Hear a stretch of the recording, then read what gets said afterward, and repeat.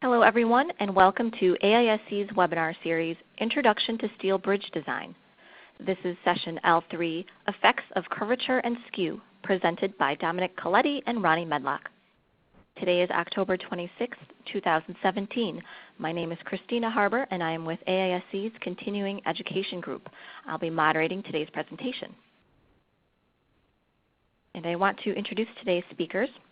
Our first speaker is Dominic Coletti. He is Principal Professional Associate with HDR in Raleigh, North Carolina. He received degrees from Carnegie Mellon University and the University of Texas at Arlington. He has over 28 years of structural engineering experience, which includes the design of highway, railroad, and pedestrian bridges, simple and complex bridge ratings, and steel bridge research. He's authored or contributed to multiple papers and books on bridge design and has served on several national technical committees. Dominic received a Special Achievement Award from AISC this year for his leadership on work for the AASHTO NSBA Steel Bridge Collaboration. Our second speaker is Ronnie Medlock. He is Vice President of Technical Services at High Steel Structures in Lancaster, Pennsylvania, where he is responsible for engineering and quality control and also plays a lead role in the implementation of technology in the shop. His present professional affiliations include the American Welding Society, the National Steel Bridge Alliance, the AASHTO NSBA Steel Bridge Collaboration, and other transportation-focused organizations. Prior to joining High Steel in 2006, he worked for the Texas Department of Transportation. Ronnie is a licensed professional engineer and a graduate of the University of Texas at Austin. Welcome, Dominic, and I'll let you take it from here. Thank you, Christina.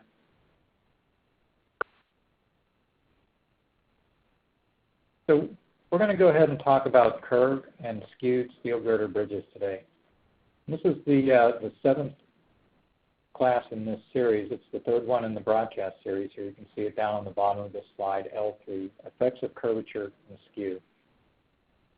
Curvature and skew affect the behavior and design of steel girder bridges. How significant these effects are depends on the nature and the severity of the curvature or the skew. Today we'll begin by discussing the effects of curvature and skew on the behavior of steel girder bridges. After that, we'll talk about how to accurately model these effects. We'll discuss various methods available to analyze curved or skewed steel girder bridges and when each method is appropriate. We'll also discuss the significance of accurately modeling the boundary conditions of the structures in these models. After that, we're going to leave the design office, and Ronnie Medlock will discuss the erection of curved and skewed steel high girder bridges, and in particular, he'll discuss the issue of cross-frame fit. Understanding cross-frame fit is key to successfully constructing a curved or skewed steel high girder bridge. Before we start, we should probably explore some fundamental questions. First, what exactly is a curved girder bridge, and why is it curved? And second, what is a skewed bridge, and why is it skewed? There are a number of reasons why bridges may be curved. The most common justification for a curved bridge is the need to carry a curved roadway, such as for a direct connector flyover ramp and a big highway interchange like the one in this photo.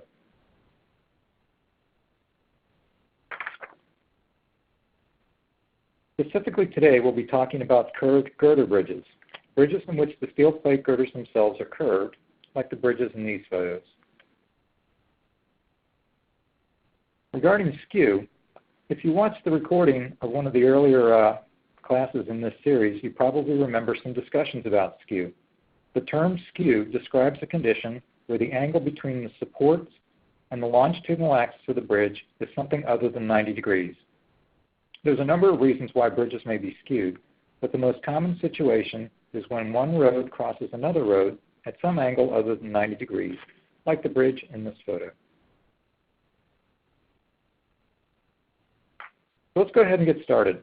And before we can figure out how to design or build a curved or skewed steel girder bridge, or any structure for that matter, it's critical that we have a good understanding of how that structure will behave.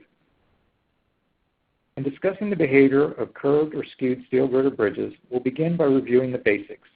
The basic behavior of any bridge, straight or curved, square or skewed. Then we'll discuss behavior characteristics which are unique to curved or skewed steel girder bridges. We'll talk about local effects first. torsional stresses and deformations of steel girders.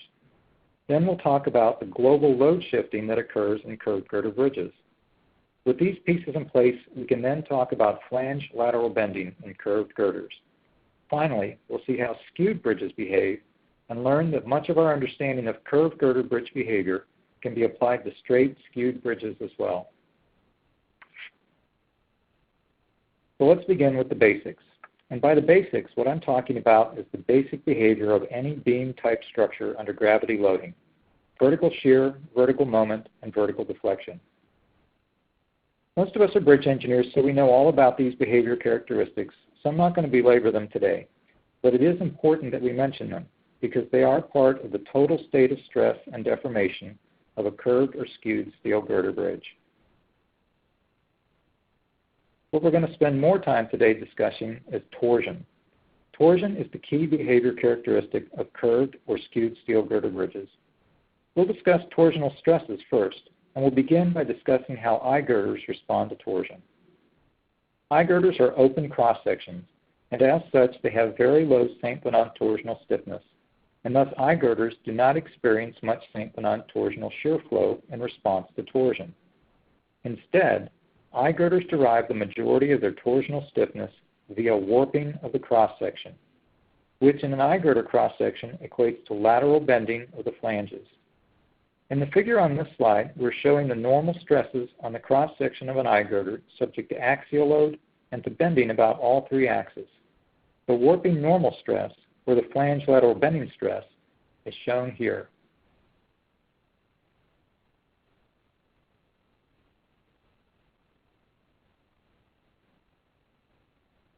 Now in the figure on this slide, we're showing the shear stresses in an eye girder subject to vertical shear, horizontal shear, and torsion. Here's the St. Bonnot torsional response, shown here, and then blown up again over here on the left. You can see in this figure that the moment arms between the shear flow vectors are very small. This is not a significant response. Instead, eye girders carry torsion primarily by means of warping. The warping shear is shown here in this second blown up picture. You can see here that the moment arm between the shear vectors in the top flange and the bottom flange is much larger. This is a much more significant response. Now that was how eye girders, which again are open cross-sections, respond to torsion. On the next couple of slides, we'll see how box girders, which are closed cross-sections, respond to torsion. In a closed cross-section, torsion causes a circumferential shear flow around the perimeter of the section, as you can see here in this figure right here. With the large moment arms between the shear flow vectors in the flanges and the webs, you can develop significant response to torsion. Box girders carry torsion primarily by means of the St. Bonnot torsional shear flow. Now box girders also experience warping, but the warping response is much less significant in a box girder than the St. Bonnot torsional shear flow response.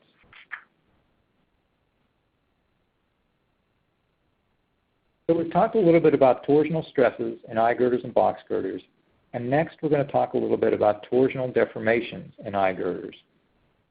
Eye girders respond to torsion by both twisting and warping. The top figure on this slide shows the general response of a curved eye girder under vertical loading. The girder deflects vertically, and it also twists, and the cross-section also warps. The lower left figure shows the twisting deformation of an eye girder, while the lower right figure shows the warping deformation of an eye girder. Now what's important to notice here is that these deformations affect fit-up. In particular, you'll see later on today in Ronnie's talk that the vertical and twist deformations of curved girders, or even straight girders in skewed bridges, will affect the fit-up of the girders and the cross frames. All right, we've talked a lot now about the local response of individual steel girders to torsion. Now we're going to take a step back and look at the bigger picture a little bit and talk about some global behavior considerations. Horizontally curved structures under vertical load are subject to torsion. This torsion arises from the fact that the center of gravity of the loading in a curved structure is offset from a chord line drawn between the supports. This offset represents an eccentricity, which when multiplied by the vertical force produces a torque on the structure. In a curved girder bridge, this global torque on the structure manifests itself in a load shifting phenomenon which is fairly unique to curved girder bridges. In a curved girder bridge, the girders on the outside of the curve tend to carry more load than the girders on the inside of the curve. This behavior is analogous to the behavior of an eccentrically loaded bolt group or the behavior of a pile group subject to an overturning moment. We've illustrated this in the figure on the right side of the slide, which shows the cross-section of a curved girder bridge. The cross-section is subject to a vertical load, which is carried more or less uniformly among the girders in the cross-section. You can see the vertical load here, and this first line of response force vectors shows how that vertical load is uniformly distributed among the girders. But note that the cross-section is also subject to a torque due to the curvature of the structure. This torque causes a downward load in some girders and an upward load in other girders. So here's that global overturning torque. You can see here in the second line of force vectors how some of the girders are subject to a downward load and some to an upward load. When you superposition these two effects, you can see that the final loading in the girders of a curved girder bridge, right down here, which shows that the girders on the outside of the curve tend to carry more load than the girders on the inside of the curve. Now, the load is transferred between those adjacent girders through the cross frames, as we'll talk about more in a few slides. All right, so now we've talked about the local effects and the global effects of curvature. Next, we're going to put those pieces together in the context of a typical curved girder bridge. As we've learned, curved girders are subject to torsion. In particular, curved eye girders respond to torsion by means of warping, or flange lateral bending.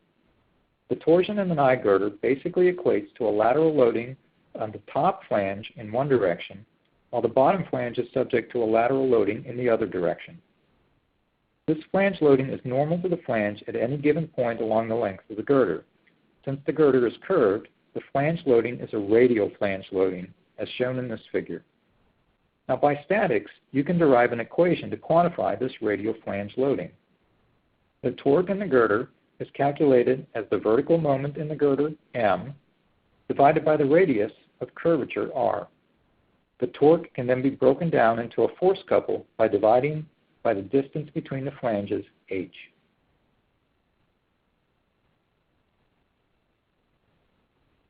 Now, on that previous slide, we just showed a girder that was subject to a generalized uniform torsion, resulting from a generalized uniform moment on the curved girder.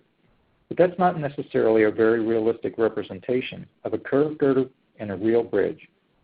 In a real bridge, the moment varies along the length of the girder. If you happen to have a two-span continuous bridge, for instance, you would have two positive moment regions and a negative moment region over the pier. The radial flange forces will vary with the variations in the vertical moment, as you can see in the figures on this slide. On the left, you have the top flange. In the positive moment region, the top flange is in compression, and due to curvature, there is an outward flange radial force. Conversely, in the negative moment region, the top flange is in tension, and due to curvature, there's an inward flange radial force. The magnitude of the flange radial force is directly proportional to the magnitude of the vertical moment, as we saw in the equation on the previous slide. Q equals m divided by RH. On the right side, in this slide, is shown the bottom flange. The effects in the bottom flange are equal and opposite to the effects in the top flange.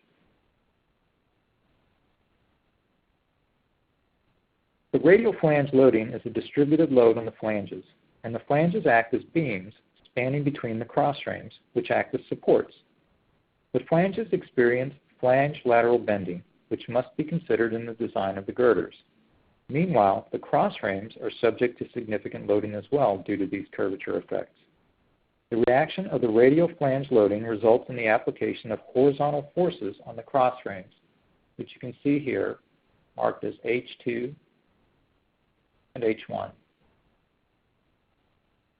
Considering a free body diagram of the cross frame, vertical forces are also required to satisfy moment equilibrium. These vertical forces represent vertical loads being transferred between adjacent girders by means of shear in the cross frames. See those shears here and here.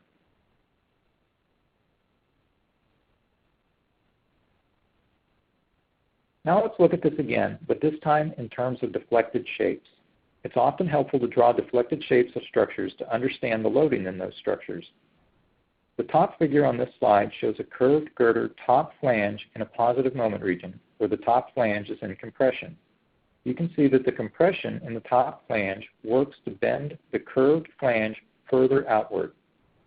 The bottom figure shows the bottom flange, which is in tension in the positive moment region. Here, the tension force in the flange works to try to straighten out that curved flange, bending it in an inward direction. Now we're going to take that same curved girder under the same loading conditions, and this time we're going to introduce a cross frame midway along its length.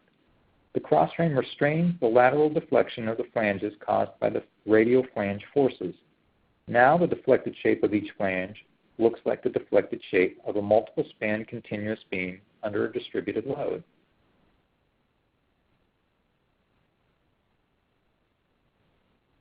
Now we're going to shift gears, and we're going to talk about straight skewed bridges. Now this may seem like a very abrupt change in topics, but as you'll see, the effects of skew in straight skewed steel eye-girder bridges are similar to the effects of curvature.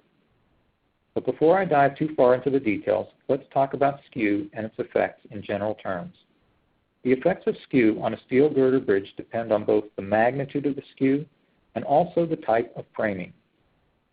Figure A at the top of this slide shows a plan view of a straight two-span bridge with 4 straight girders and no skew.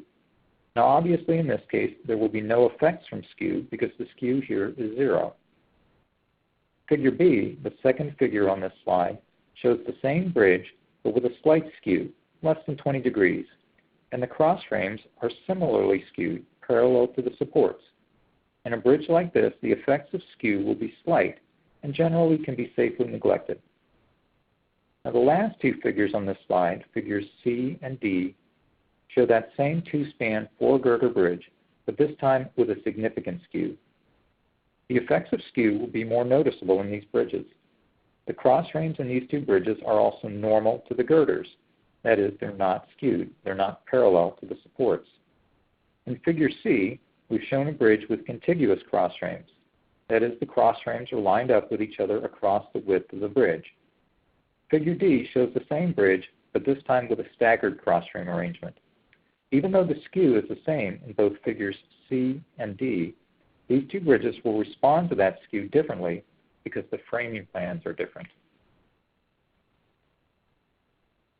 Now let's break this down a little bit. Consider the case of a bridge with a noticeable skew and normal, that is non-skewed, cross frames. In these bridges, each cross frame connects the 2 girders at different points along their span lengths. As a result, the cross frames are connecting the girders together at points where the vertical deflections are different. So the cross frames will be subject to what are called differential deflections. That is, the deflection of the girder on the left end of the cross frame is different from the deflection of the girder on the right end of the cross frame. Now, most cross frames have a very high in-plane shear stiffness, but the eye girders to which they are attached have a relatively low torsional stiffness. As a result, when subject to differential deflections, the cross frames will not rack or change their shape, but instead the cross frames will rotate and force the girders to twist. This introduces a torsion in the girders, and it also introduces loads into the cross frame members. And if you think about it, this is very much like the behavior and response of the girders and cross frames in a curved girder bridge.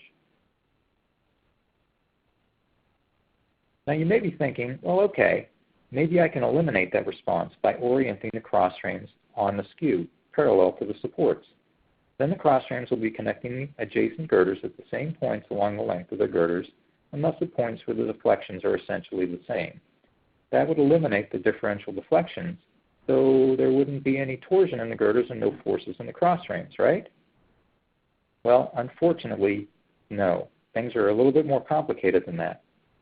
while it is true that skewed cross-frames connect the girders at points of similar deflection, that's not the only effect to consider. When the girders undergo vertical loading, they deflect vertically, but they also bend, which means that the ends of the girders rotate about an axis normal to the web of the girder. By compatibility of deformations, the cross-frames must also rotate.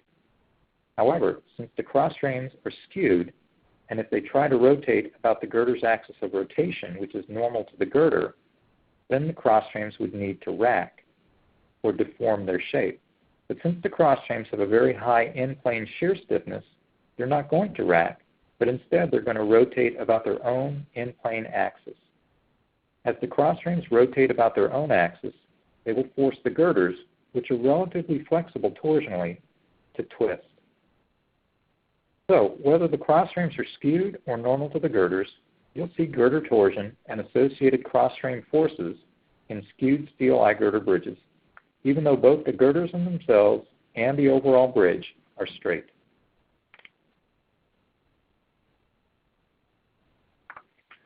So we're seeing that in straight skewed bridges, the cross-frames can carry significant loads, particularly when subject to significant differential deflections. The implication of this is the development of an alternate load path in the superstructure, a transverse load path. This effect has been called by some people a nuisance stiffness effect.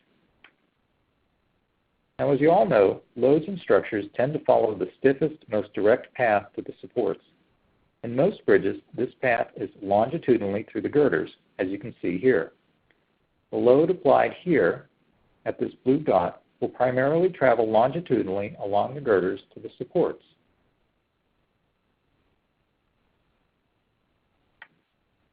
But in significantly skewed bridges, the cross-frames can start to represent an alternate load path, a transverse load path. In this case, the load applied at this blue dot here has multiple load paths which are all relatively stiff and direct. There's the longitudinal load path along the girders, but there's also a short, relatively stiff load path through the cross-frames, through the cross-frames to the supports.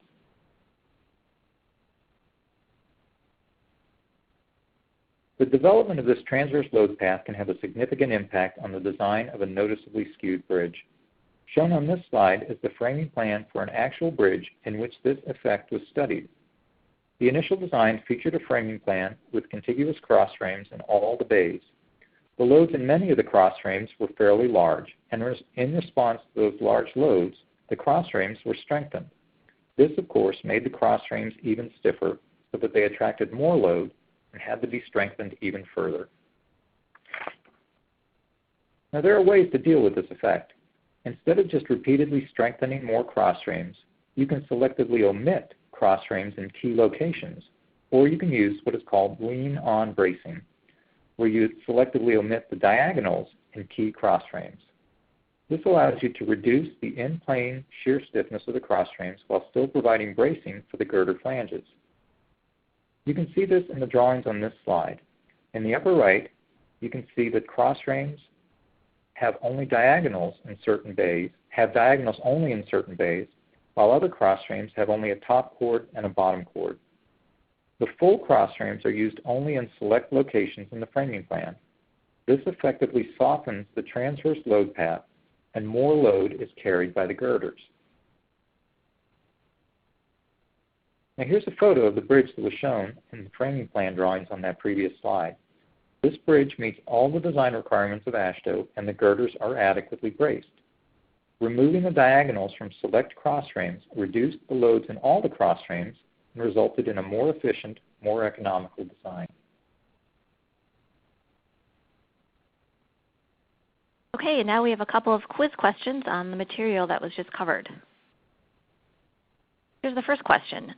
Curved girders generally experience torsion. A, in all cases, B, in some cases, or C, in few or no cases. You can participate by selecting your answer on the screen and clicking on the Submit button. Curved girders generally experience torsion. A, in all cases, B, in some cases, or C, in few or no cases. let's look at our responses. It looks like we have almost everyone saying A in all cases. How did we do? Did very good. That is the correct answer. Curved girders tend to carry torsion in just about every case you can imagine, partly due to that offset, the eccentricity between the loading and the chord line drawn between the supports, and partly because of that effect of applying an axial load to a curved structure. Okay, great. We're ready for our next question. Straight girders generally experience torsion, A, in all cases, B, in some cases, or C, in few or no cases. Straight girders generally experience torsion, A, in all cases, B, in some cases, or C, in few or no cases.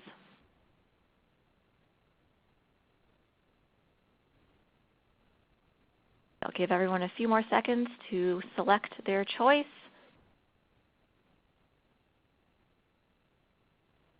And it looks like we have over 80% of our participants saying B in some cases. Good. That is the correct answer. Now, remember, we talked about straight girders in skewed bridges and in non-skewed bridges. And we said that in a case where you have a straight girder situation but skewed supports, the girders tend to carry torsion because of differential deflection effects, or if you have the cross frames oriented along the skew, because the cross frames are trying to twist or turn, rotate rather, about an axis other than an axis normal to the girder. In either case, the cross frames are going to try to rack, but they can't because they're very stiff, and instead they'll twist the girders, causing torsion. Good. You guys are doing well.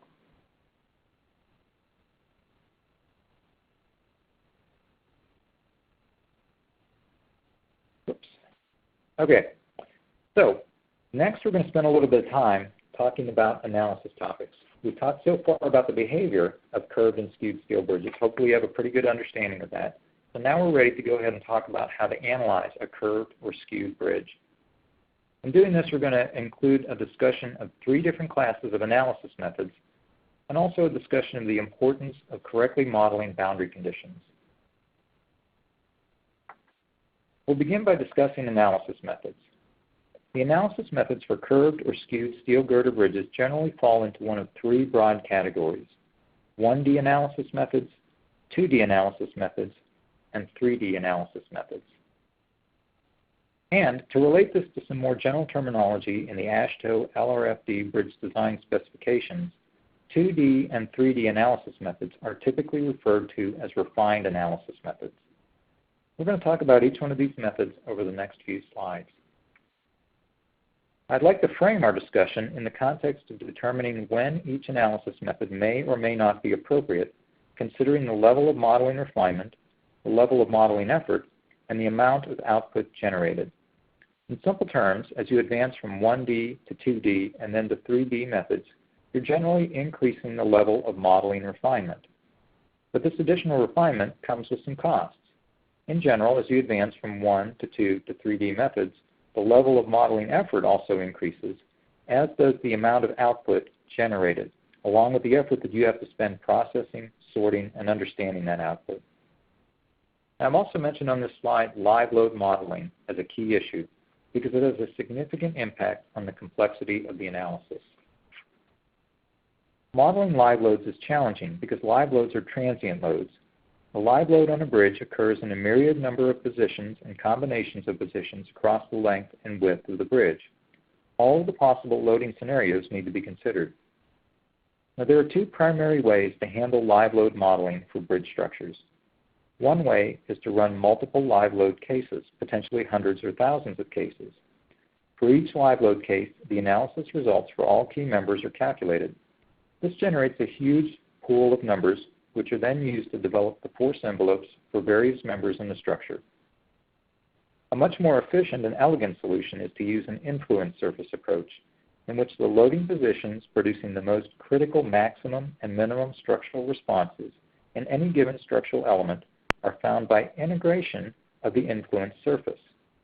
Most modern refined analysis software packages feature influence surface live load modeling. All right, now that we've established a little bit of context, Let's start by discussing 1D analysis methods.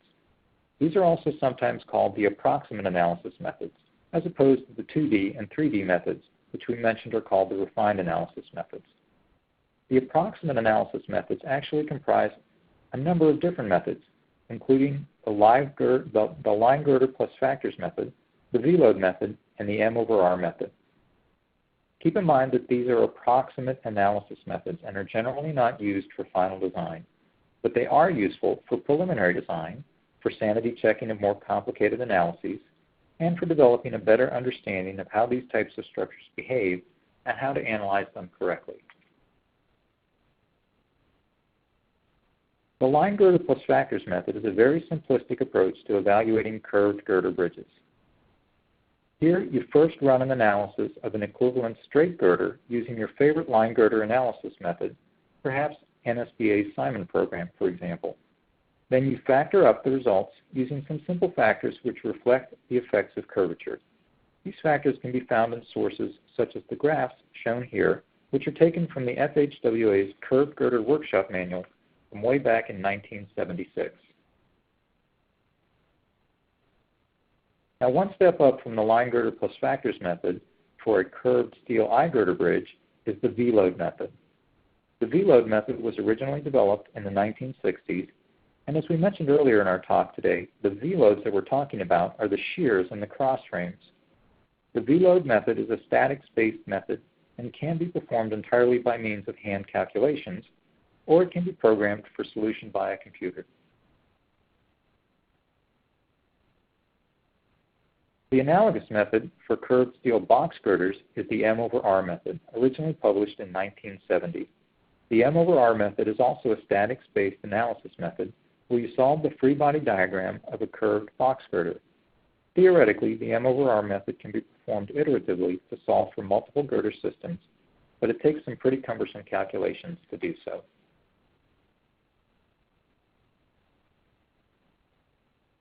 Now, if you step up from the 1D or approximate analysis methods, the next step are the 2D analysis methods.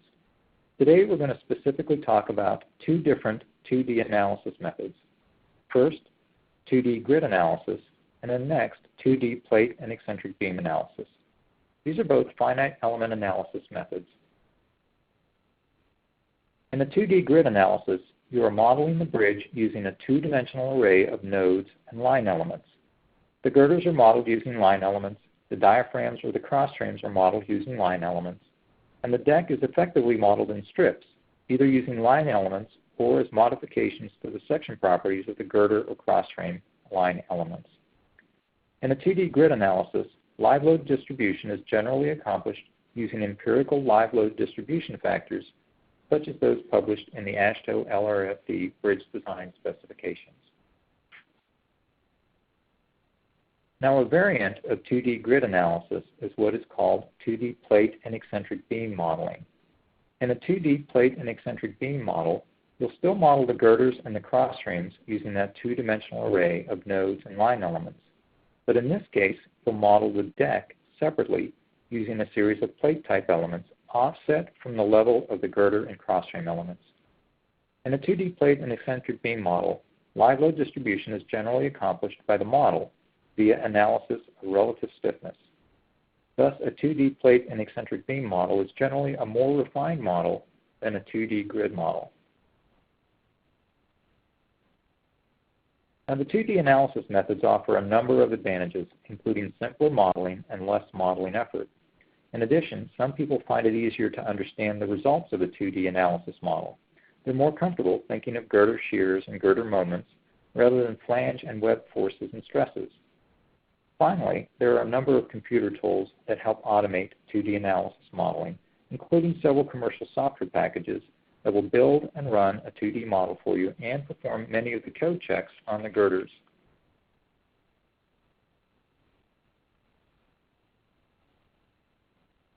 Now, you can't usually have any pros without some cons, and 2D analysis methods are no exception.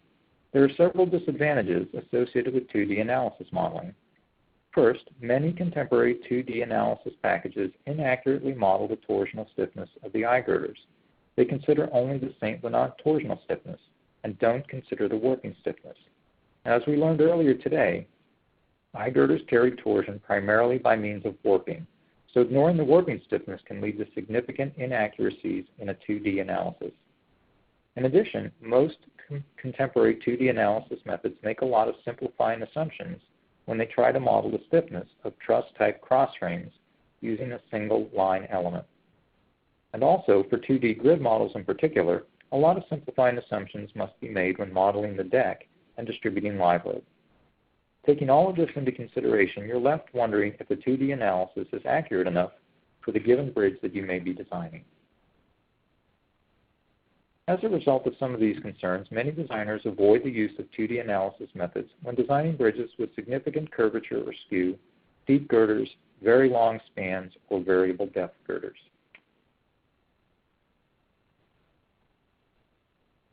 And the most refined analysis method typically used for production bridge design is 3D finite element modeling.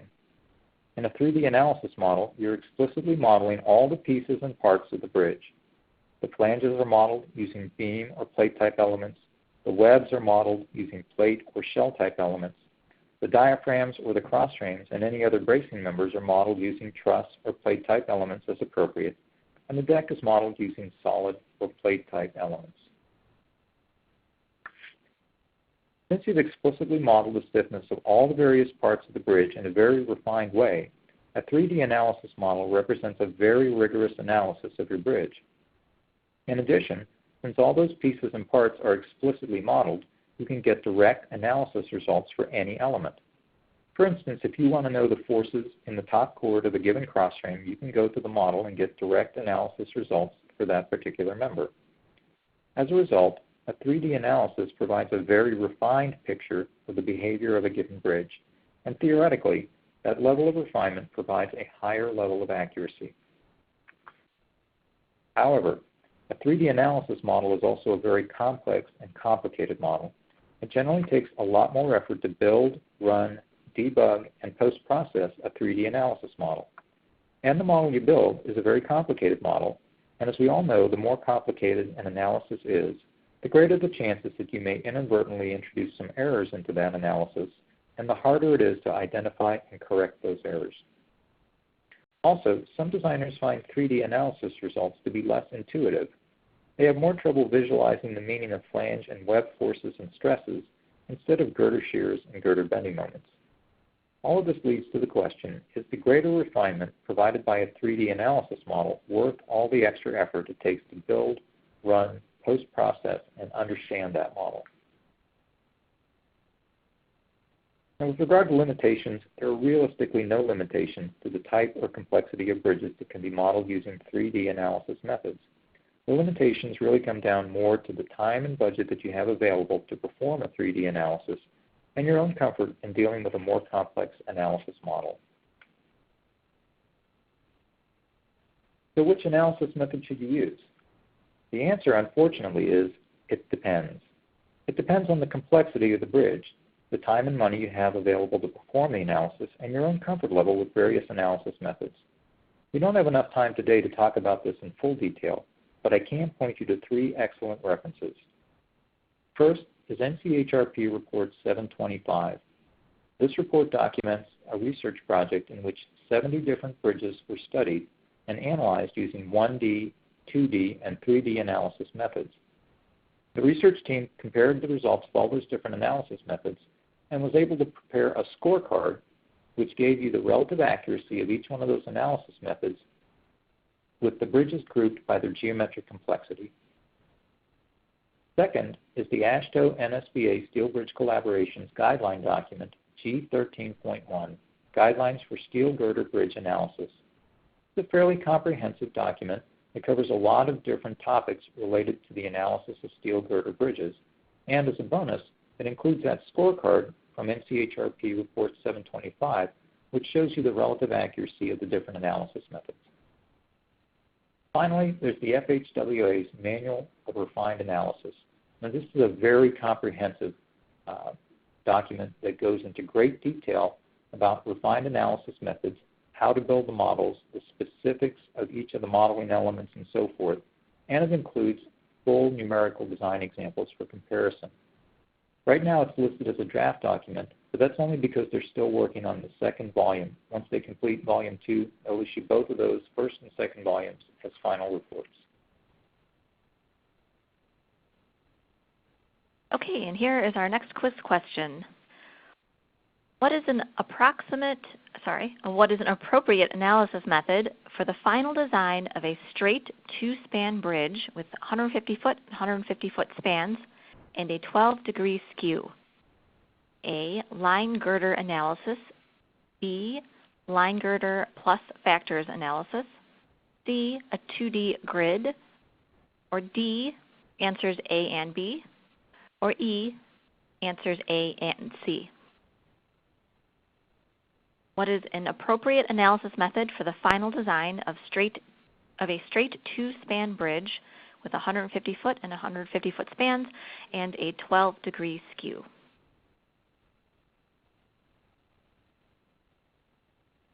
Our answers are trickling in. This one seems a little bit harder.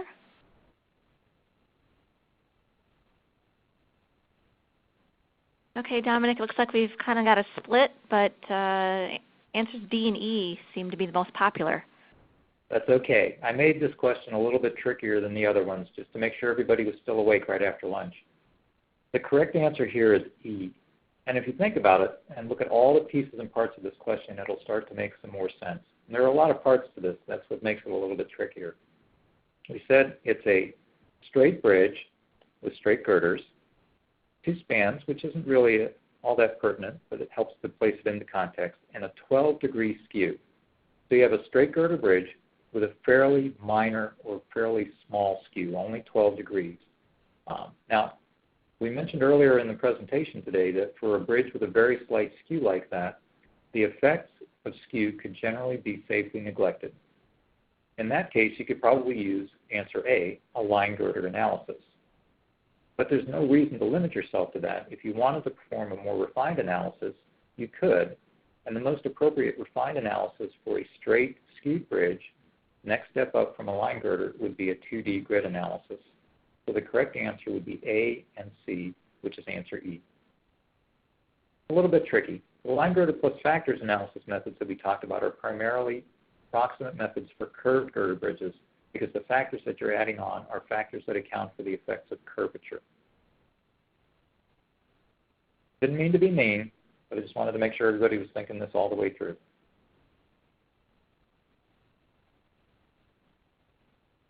Okay, next we're going to talk about the importance of correctly modeling boundary conditions in analysis models.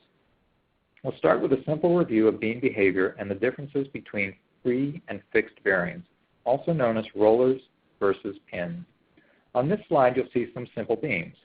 The top figure shows a simple one-span beam with statically determinate boundary conditions. The bottom figure shows a similar two-span beam. Pretty simple stuff, right? Well, let's take a closer look at that simple one-span beam. Specifically, we're going to look at the boundary conditions used when analyzing such a beam. And we're going to make this a little bit more real. We're going to consider the fact that the beam has some depth. Let's first look at a simple case, a simply supported one-span beam with a pin support at one end and a roller at the other end. In this case, both supports are located at the neutral axis of the beam. The figures on this slide show the model of the beam, its deflected shape when subject to a uniformly distributed downward load, and the moment diagram that will be associated with that load.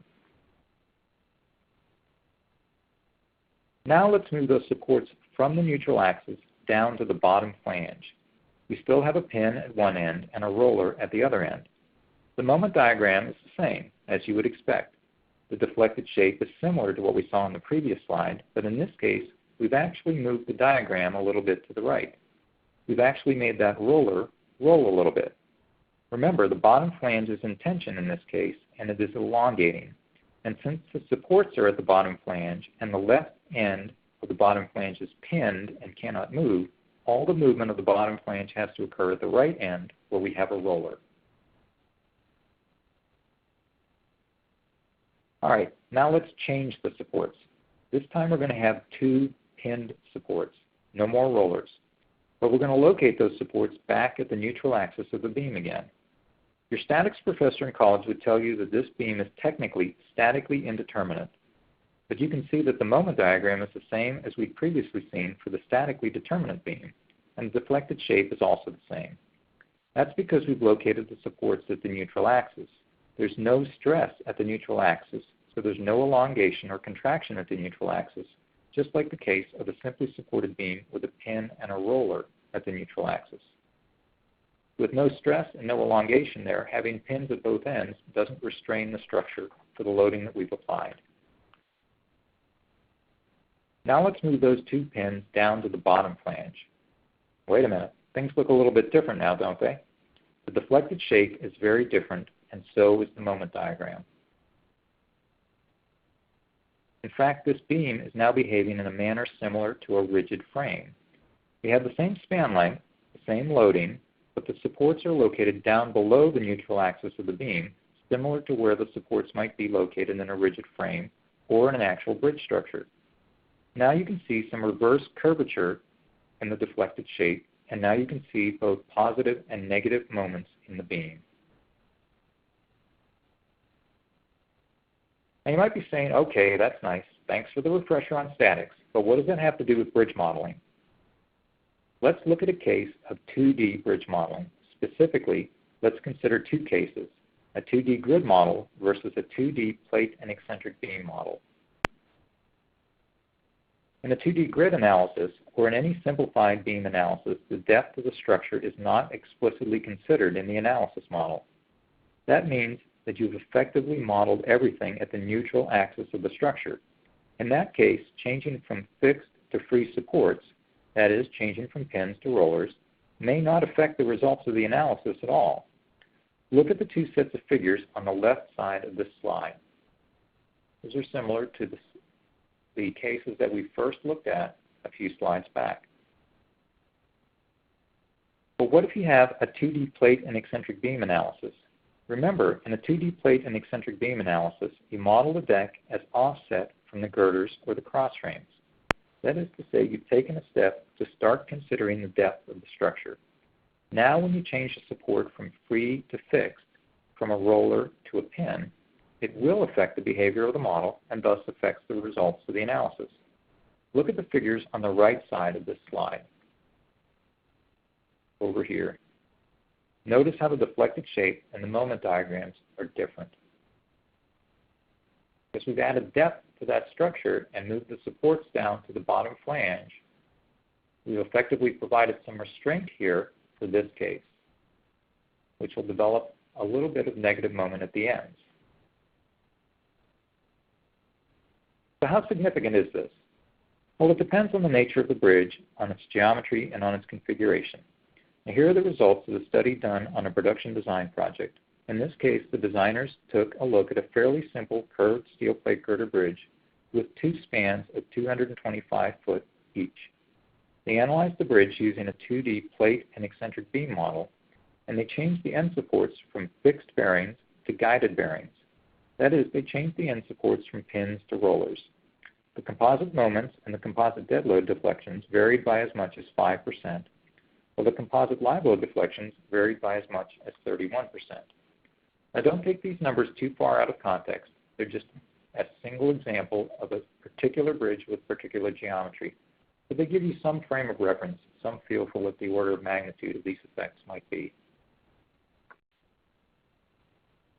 Now, when most bridge designers are designing the superstructure and they build a model of that superstructure, typically they only include the superstructure itself in that model.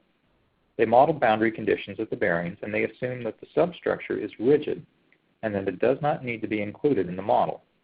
Now the question is that always going to give you accurate results? Well, you're probably tired of hearing me say it, but the answer is, it depends. What if your substructure is flexible? Look at the two figures on this slide. The figure on the left shows a bridge supported by a long span steel straddle bent, while the figure on the right shows the bridge supported by a fairly stocky looking hammerhead pier. Just looking at these two figures, you might imagine that the substructure on the left is more flexible than the substructure on the right. In some cases, variations in substructure stiffness can affect the superstructure response, and it may be appropriate to include consideration of substructure stiffness in your analysis model. More discussion of this topic can be found in the AASHTO NSBA's guideline document G13.1 that we mentioned earlier in this presentation. All right, next up is going to be my friend Ronnie Medlock, who will be talking about the particular issue of cross-frame fit.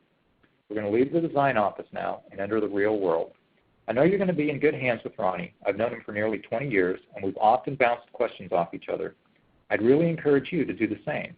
We deliberately chose to pair a designer with a steel fabricator and erector for this presentation to show you, by our example, the value that designers can recognize by reaching out to fabricators and erectors to ask questions about how steel bridges are built and how to make their designs more economical and more constructible.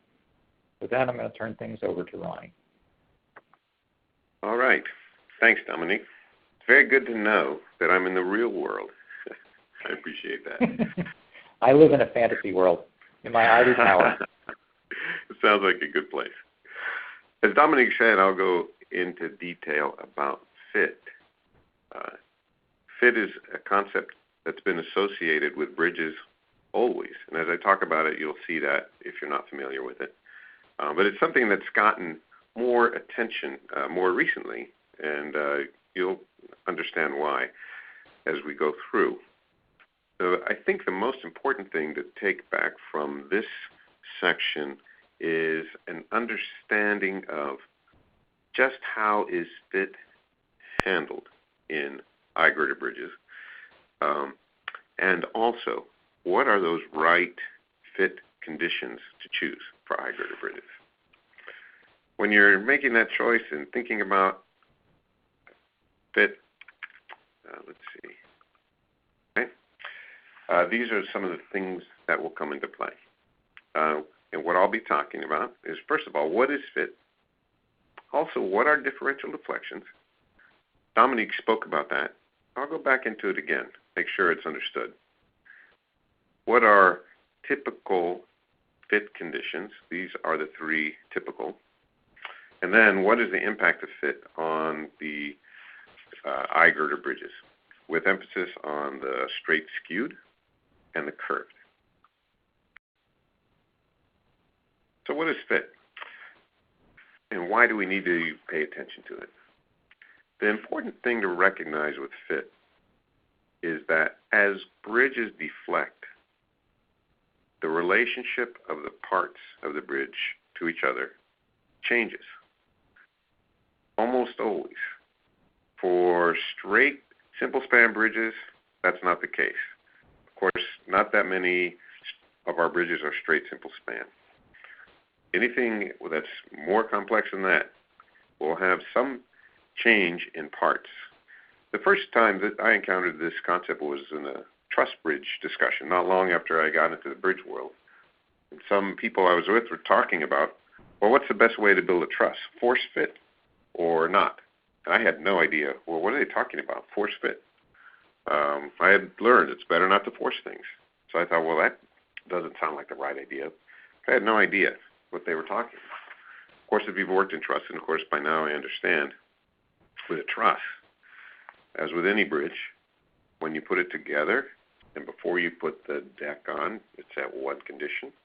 When you load it with a deck, the whole bridge deflects and you get some change relationship of the part. How are you going to deal with that? So it impacts all bridges, but today we'll talk about the girder bridges. Okay? So this diagram is a repeat of what Dominique was talking about earlier, and I'll go through it to help you understand, make sure you get it. So here's a skewed bridge, and this is actually a bridge that we built that was on a 70-degree skew, okay? Really highly skewed. You don't have to be that high to see an effect, but it helps for you guys to see it. Now suppose you have this girder bridge, and the blue represents where you want the bridge when it's all done, okay? And the way this is intended to look is that these blue elements are the girders, and they are straight up and down. They're plumb. And you see this dotted line here, cross frame, that is attached to that girder. Okay? That's pretty intuitive. You've designed a bridge and you want the girders to be plumb. You want them to be standing straight up and down, and you want the the cross frames attached, and you want that top member parallel to the deck. It's normal. So suppose your bridge is like that, and it has a deck on it, and it's in this condition. Okay? And you have the blue, which is your girders, and then these cross frames. Then suppose you take the deck off, right? That's a lot of dead load. Suppose you take the deck off. Well, what happens? Well, these girders, you see, have got a fair amount of camber from the final dead load. You take the final dead load, which is the deck and the barrier, off, and the girders go up. They deflect up. That's intuitive because now you're missing a lot of weight. All the girders do it. This one does it, that one does it, etc.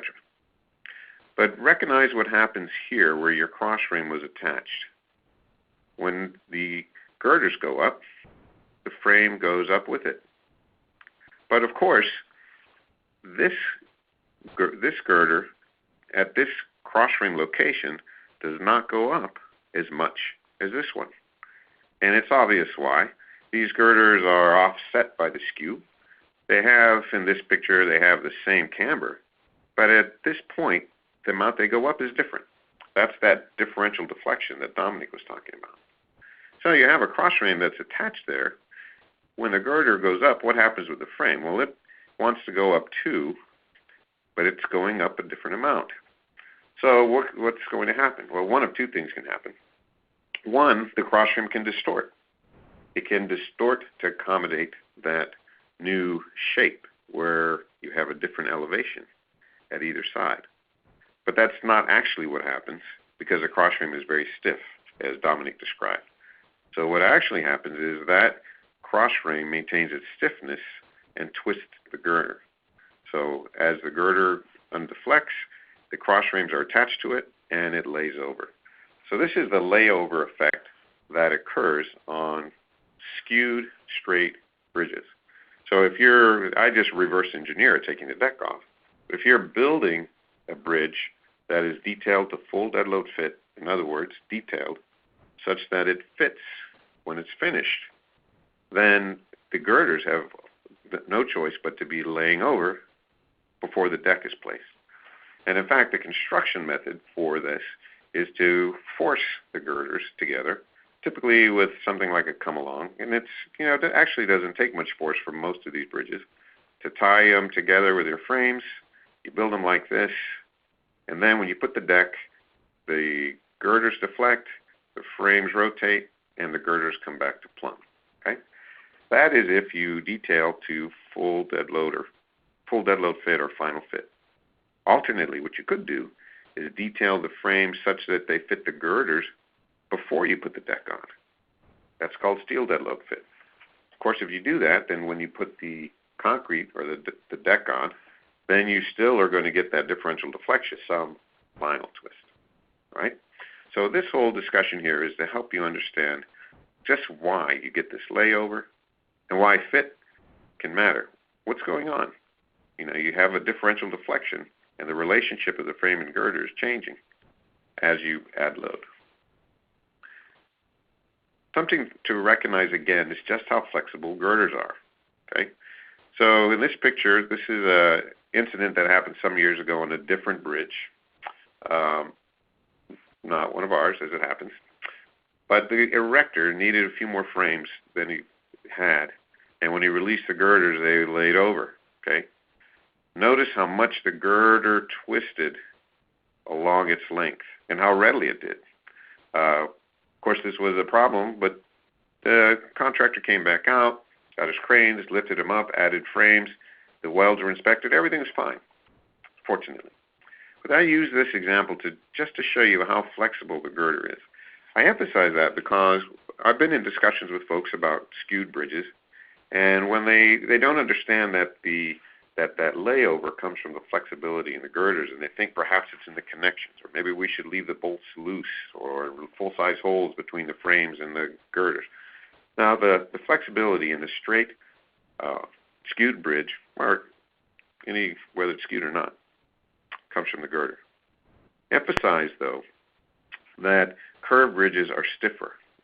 If you think about a curved girder and those stiff flanges, as Dominic described, well, now that you've curved the girder, that curve stiffens it up. So it's not as flexible. And the greater the curve, the less flexible it is. So the behavior of a curved bridge is not quite the same. Okay? All right, so let's take a look at a local point on the girder, and we'll talk about, well, what exactly is done with these bridges.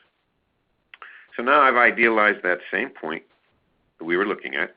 These black girders represent the final position of the girder, and these shaped light ones represent where they would be at steel dead load. Now I don't have a frame in here, so these girders are simply free to deflect up and down.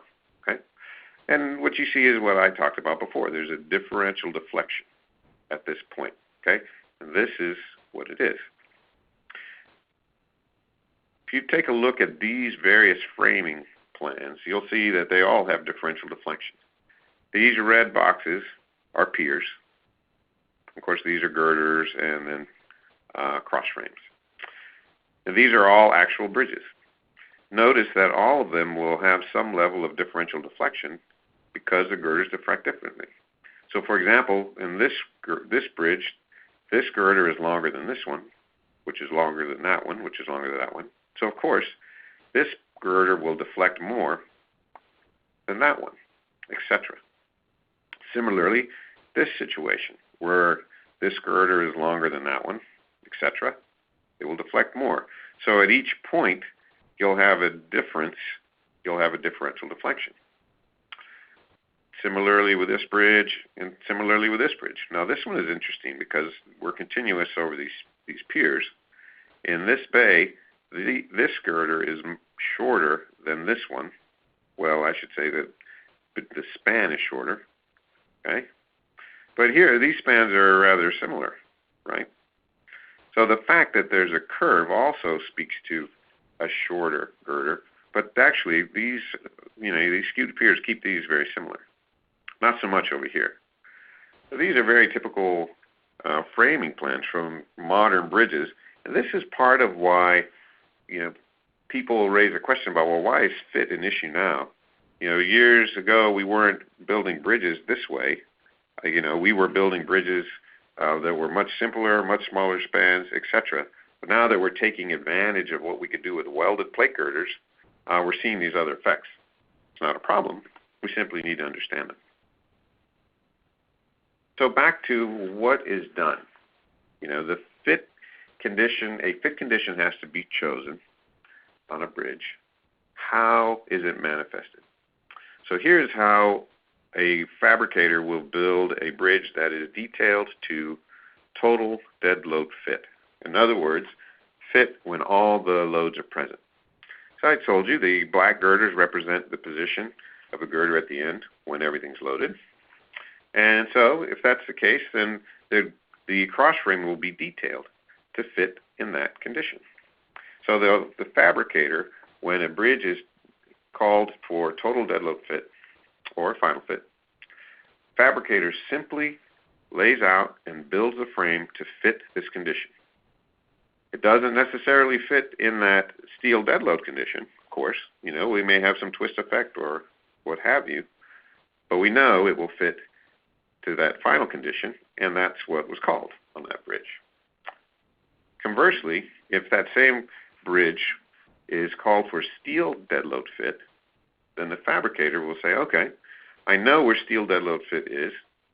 I know where the girders are at steel dead load, because those are the cambers that are in the plans, so I can build the frame.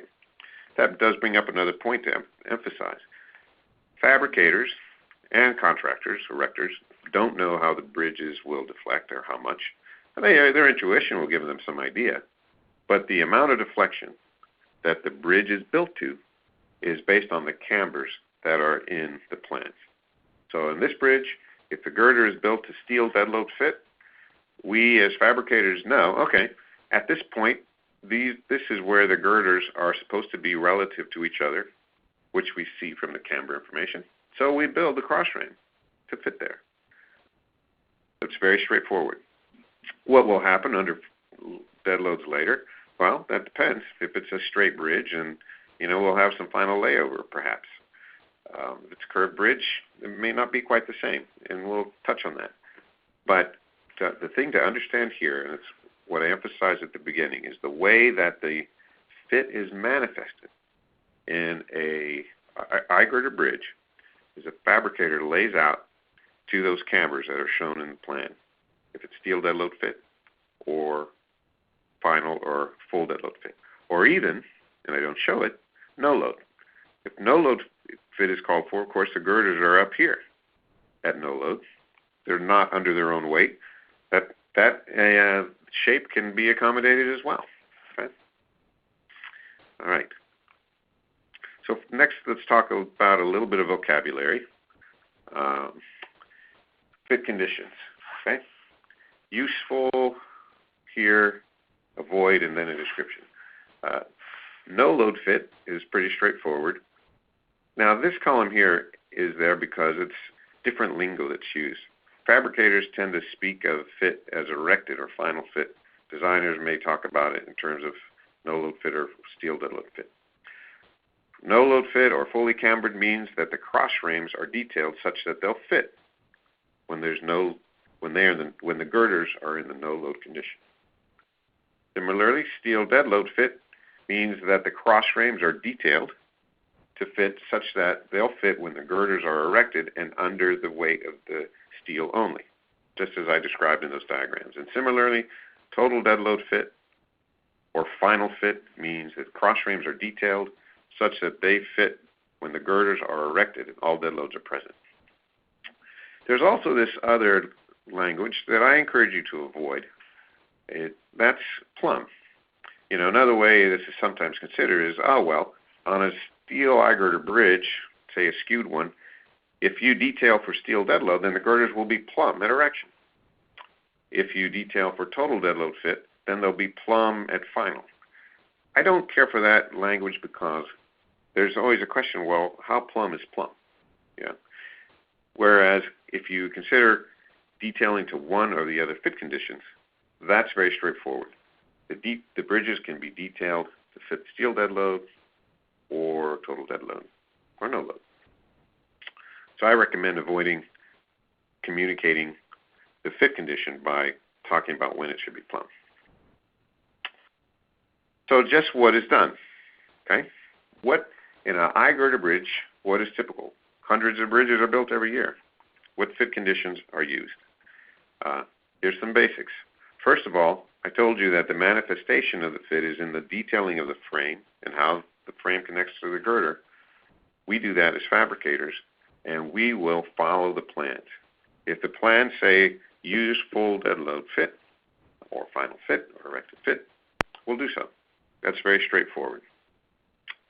Of course, plans don't always indicate that, and then we'll talk to contractors and designers and say, okay, what do you want to use here, right? But certainly if there's something called on plans, we'll do that. What's common on skewed bridges is sometimes total dead load fit and sometimes steel dead load fit. As I described earlier, if the bridge is built to total dead load fit and it's skewed, there'll be some initial layover when everything is bolted together. But then the girders that layover will resolve out after the dead loads are placed. If steel dead load is used, then the girders will be plumb, and here I am using the word I told you not to use, but it describes it well. The girders will be plumb at erection, but then there'll be some layover as the deck is placed. Know that both are rather common, okay? And certainly our company uses both as we get direction on plans. Curved bridges are always, I used quotes, but always steel dead load fit.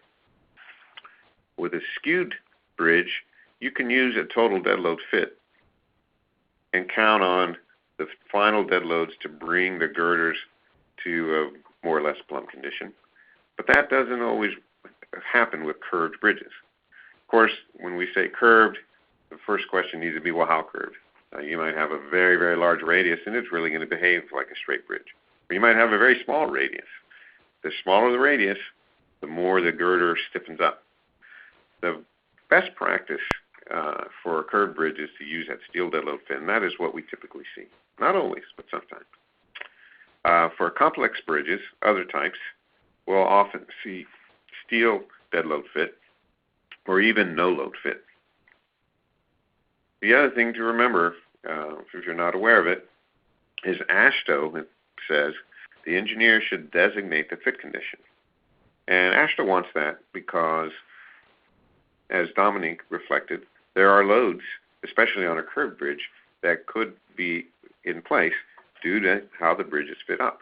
So AASHTO wants the designer to fit about that. The other thing to know is that some owners have prescribed practices. You know, you'll go into their design guide and they'll say do this or do that depending on the bridge type.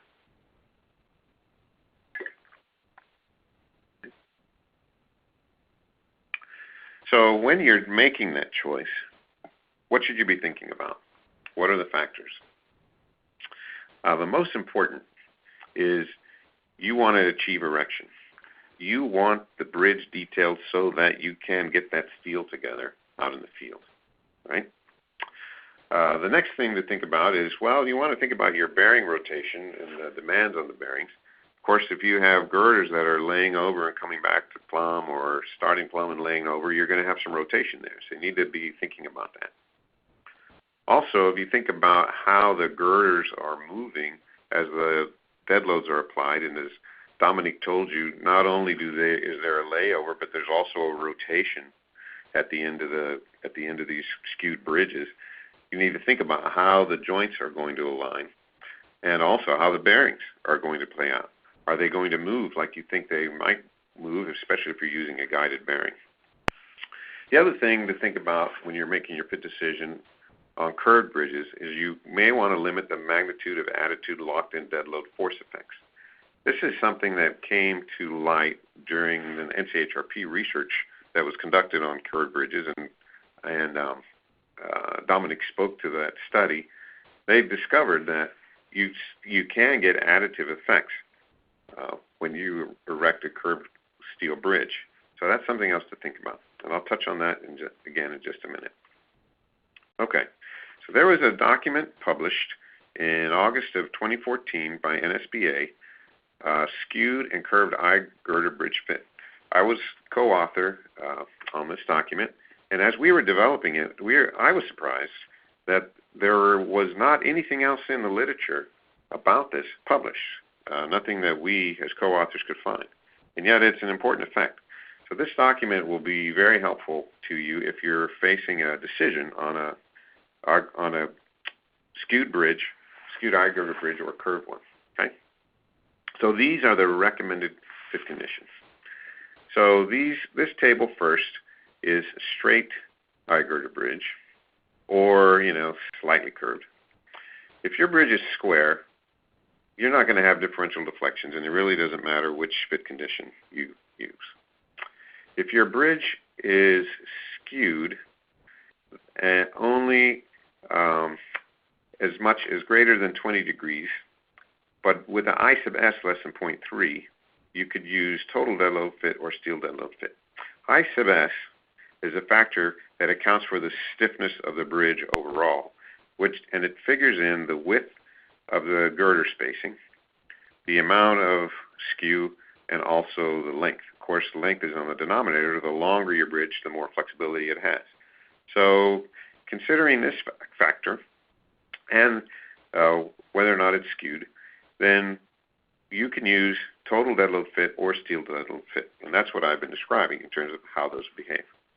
Once you get up over 200 feet or get to a I sub S greater than 0.3, then we're recommending that you stay with steel dead load fit.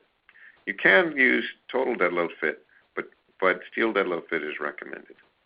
So for skewed dead load, but these are more or less exceptional bridges. So short of these exceptions, consider total dead load fit or steel dead load fit for your skewed bridge. Okay.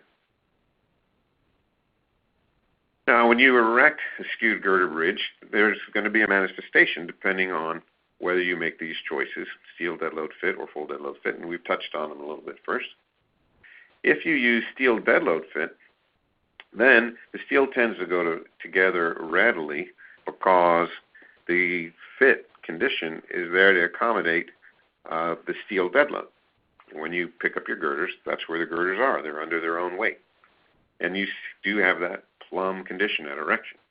However, once you put the deck on, you may have some final layover. That load is going to go on and the girders are going to lay over.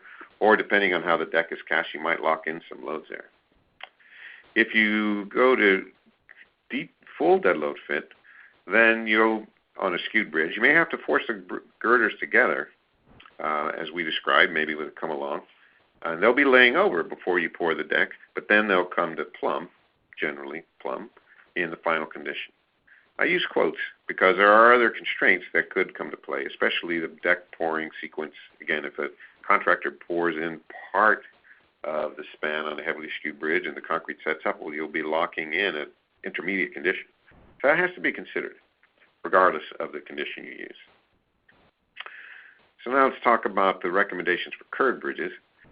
Basically, for curved bridges, we're recommending steel dead load fit, except for these conditions.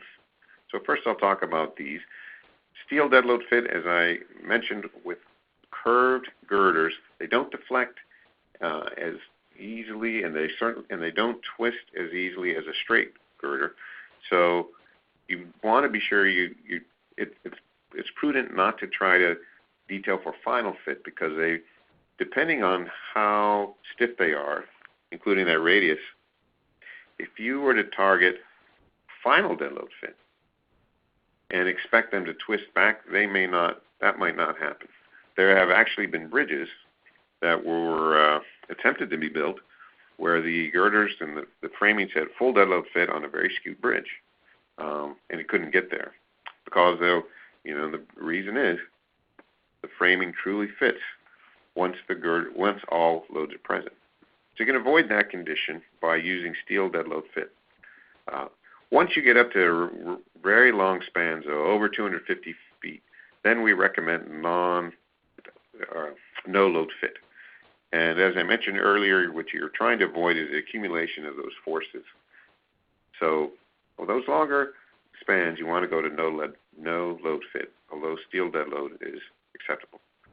Again, avoid total dead load fit on a curved bridge, because your steel will fit once all loads are present, but when you're erecting, they're not there, and you may have significant challenges getting the steel together.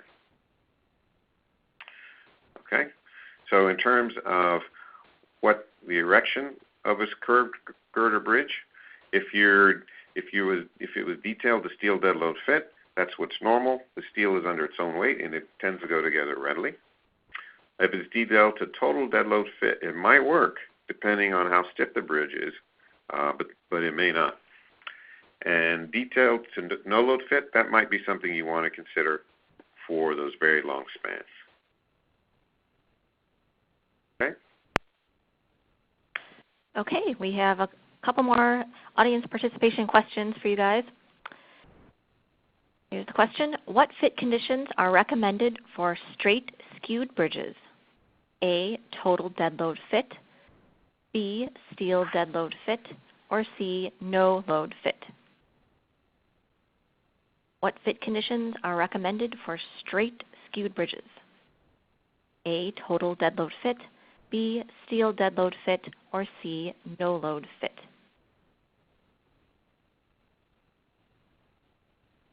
Okay, Ronnie, let's look at the results. It looks like we have almost 90% of our participants are saying B, steel dead load fit. Yes, and they're probably thinking, well, you should have given us an A or B answer, because frankly, both are fine for those straight skewed bridges. Remember that you could use the total dead load fit or the steel dead load fit. Everyone is 100% though in terms of the no load fit. We don't recommend that, and that's correct. Okay, great. Next question. What fit condition should be avoided on curved bridges? A, total dead load fit, B, steel dead load fit, or C, no dead load fit? What fit condition should be avoided on curved bridges? Okay, the answers are pouring in.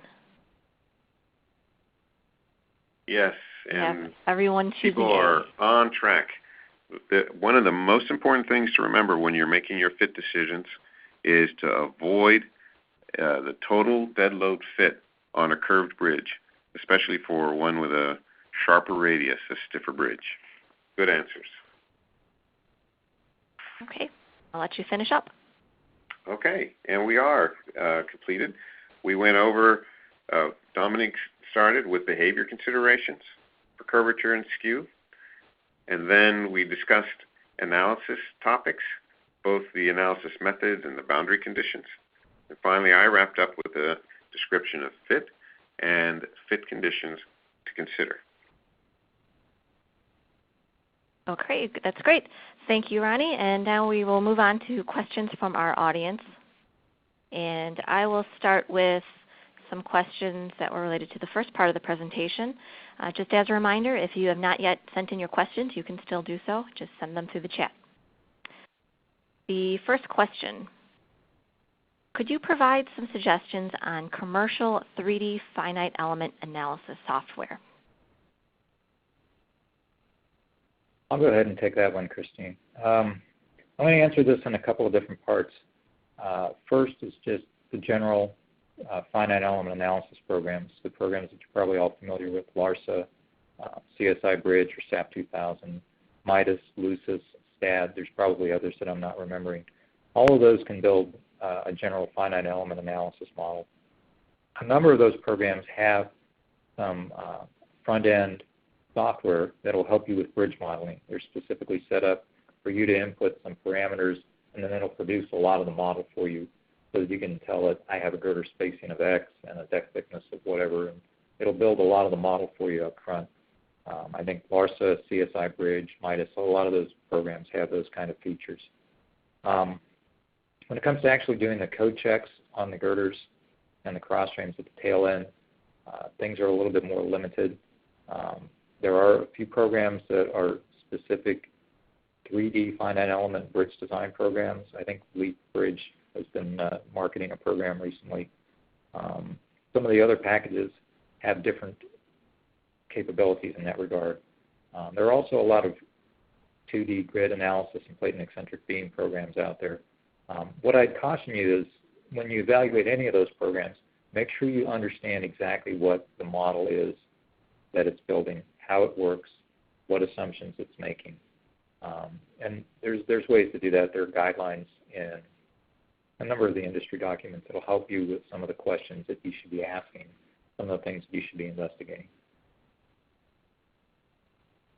Okay, thank you very much. And our next question, I think this may be referring to slide 59. Is the FHWA draft report available now? It used to be, but I don't think it is right now. There was a time a year or two ago when a draft copy of the first volume was available on the internet, and then I think at some point FHWA pulled it back. And when I asked about it, the reason was not anything bad. So if you have a copy of it, if you managed to get a copy before it was pulled off, it's fine. They pulled it back because they knew when they prepared the second volume, they would find some things that they wanted to go back and tweak and adjust in the first volume, mostly to make it consistent and compatible with the second volume. If you wanted to get a copy of that draft of the first volume, you might try to contact FHWA directly. Okay, great. Thank you. The next question, how do you calculate the fitting forces in the cross frames? I'll take that. Yeah, Dominique, I'll start with this one. Go ahead, and then maybe you may want to comment. Yeah.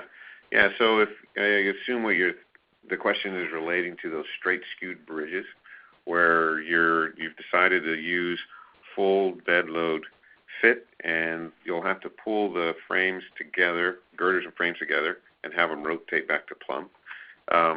The prediction of the layover is very straightforward because it's just geometry. Given that, I think you could look at the torsional stiffness of your girder and come up with some numbers. I don't know if anyone has ever done that. What do you think about that, Dominic? Well, actually, there has been some work done on that, Ronnie. That was the NCHRP 20-07 Task 355 research. The title of that was Reliable Fit-Up of Steel I-Girder Bridges. And one of the things they investigated was the magnitude of the fit-up forces for various bridge geometries. You can calculate this if you do a lack of fit analysis, but I will caution you that it's very, very complicated to do it in a practical bridge design because there are so many elements to consider and because there are so many variables that are really beyond the control of the engineer. There are a lot of construction tolerances, that a lot of other effects that you really can't account for in a practical way. But if you take a look at that report, and Christina, I can give you the information after the presentation. You can send it out to all the audience members. It gives you some very good information and insights into the magnitude of various fit-up forces for different bridge geometries. So it gives you an idea of what they are. Okay, great. Thank you. Once you send that link to me, I'll actually just put a link on the handouts page, and everyone can access that. Okay, next question. Maybe this one might be better for Ronnie. In the total dead load fit method, do the cross frames only carry live load and not carry any dead load at all? Yeah, if you're using the total dead load fit method for a straight bridge, then once the dead loads are applied, the girders come back to plumb, and that layover resolves out, and really they don't carry load. Now, do they actually draw some load? Of course they do. You can't tell it not to, but empirically they don't.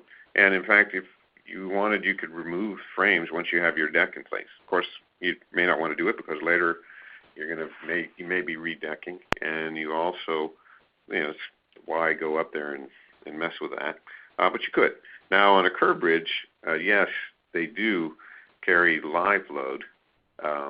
But then if you were to use full dead load fit on a curb bridge, and of course we recommend against that, you would be introducing some extra load as you try to force the girders together. So if you were to use full dead load fit on a curb bridge, you're going to be locking in some force there that won't come out, and of course they will carry those live loads. Okay, great. Thank you. And if I can add to that just a little bit, you'll actually see some provisions that address this question in the 8th edition of the AASHTO LRFD Bridge Design Specifications. And this was a result of some of that Task 355 research. In the 8th edition, there'll be provisions, I think they'll be in the commentary if I remember correctly, that will give you a modified load factor approach to try to account for some of the relieving effects of the locked-in forces when you use total dead load fit detailing on a straight skewed bridge. Okay, thanks, Dominic. All right, thank you guys. Next question. For steel dead load fit, do you have to consider the layover effect in designing the girder stresses in its final condition? Yeah, I think, Dominic, you may want to speak to that. I think, I'll just comment that I think in practice, they're generally not, but I don't know that there's any provision that would say that you have to, and maybe you can speak to what's done in practice, Dominic. Typically those stresses due to the layover are neglected. They're fairly small. There have been 1 or 2 papers, I think, published on the topic, and they generally come to about the same conclusion, that the effects are relatively minor and are probably safely negligible. If I can remember the 2 references that I'm thinking of, I'll try to give those to Christina, but I won't make any promises if I can remember the specific titles. Okay, great. Thank you guys very much. Thank you for your insightful answers. That's just about all the time we have for questions today. If you had a question that did not get answered, we'll work with the speakers to respond to you by email. And for those documents that Dominic referenced, we will post a link to those on the handouts website for this session. Have a good day.